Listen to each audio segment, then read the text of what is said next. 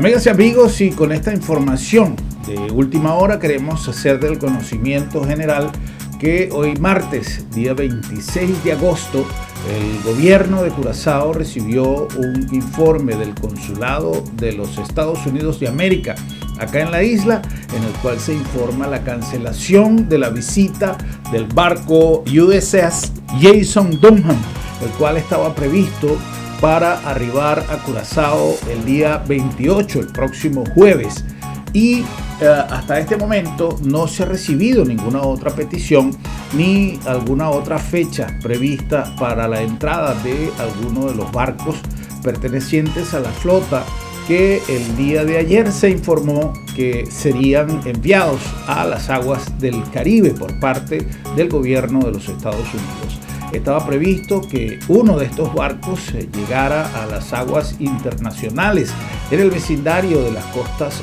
venezolanas y por ende de la isla de Curazao, y también el primer ministro de la isla, señor Gilmar Pisas, había informado que estaba previsto que este barco entrara a la bahía de Willemstad con la intención de cargar combustible y también de cargar provisiones para la tripulación. En todo caso, esta noticia trae tranquilidad, es una noticia legítima, es una noticia fidedigna que les hago llegar para traer así un poco de tranquilidad en cuanto a todo este revuelo que ha causado el anuncio de que serían enviados barcos de guerra a las aguas cercanas a Venezuela. Desde Curazao les informó Germán Gil.